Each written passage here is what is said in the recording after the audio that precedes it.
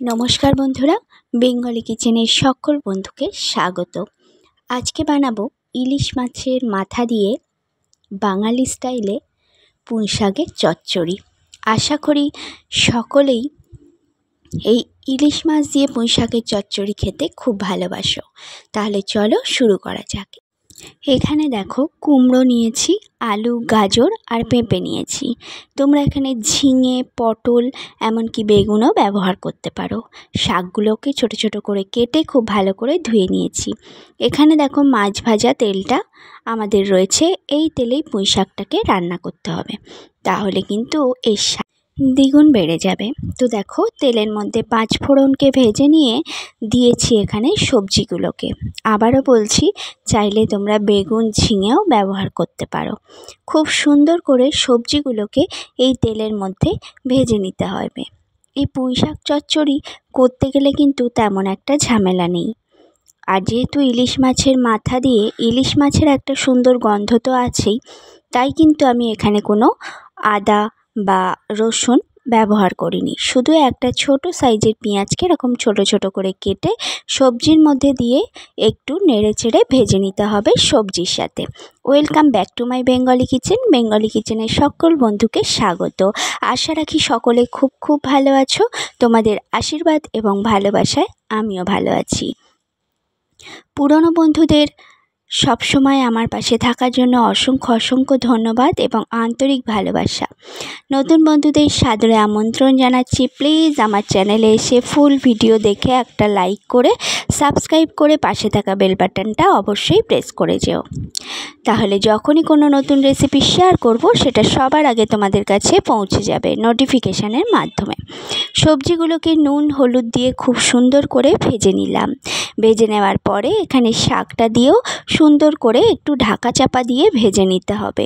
যতক্ষণ না শাকের জলটা মরছে ততক্ষণ অবধি আমাদেরকে এই সবজির সাথে শাকটা কিন্তু ভীষণ ভালোভাবে ভেজে নিতে হবে। তো দেখো এইভাবে সুন্দর করে ভেজে নেবে। আমি জানি পুঁই শাক চচ্চড়ি বাড়িতে সকলেই বানাও এবং সকলে ভীষণ ভীষণ ভালোবাসো। তো আমি যেভাবে বানাই সেটাই তোমাদের সাথে শেয়ার করছি। আর বন্ধুরা, তোমরা সাবস্ক্রাইব কেন করছো না, শেয়ার কেন করছো না?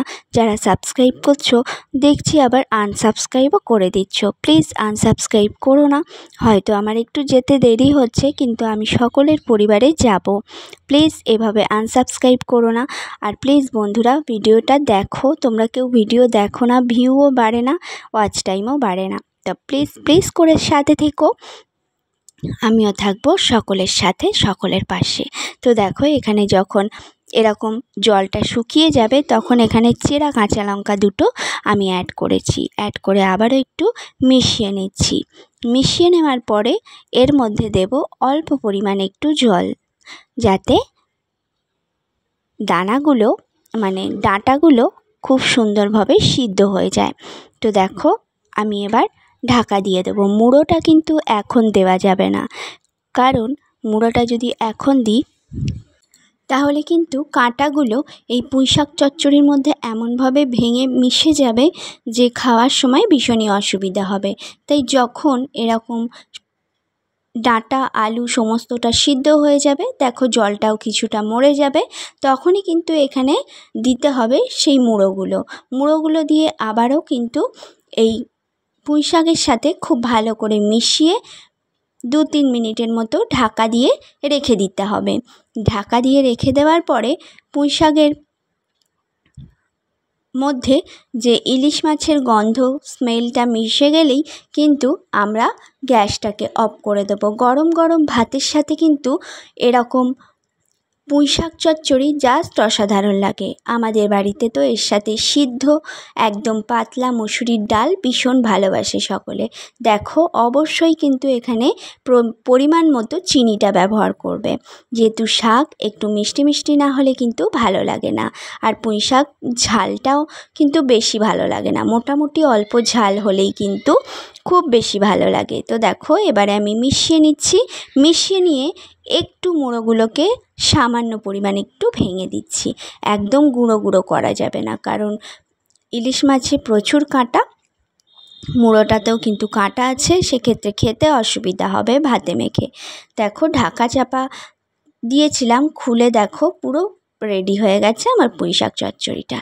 এবার দেখো এর মধ্যে মেশাবো হচ্ছে যে মাছের মাছ ভাজার তেলটা ছিল, সেই তেলটা পুরোটাই মিশিয়ে দেবো। দেখো আমি এখানে 3 থেকে 3.5 চামচের মতো মিশিয়েছি, আর একটু রেখে দিয়েছি গরম ভাতে ইলিশ মাছের তেল দিয়ে খাবো তাই। তো দেখো এবার ঢাকা চাপা দিয়ে রেখে গরম গরম ভাতের সাথে সার্ভ করলেই কিন্তু রেডি। অসংখ্য ধন্যবাদ ভিডিওটা দেখার জন্য।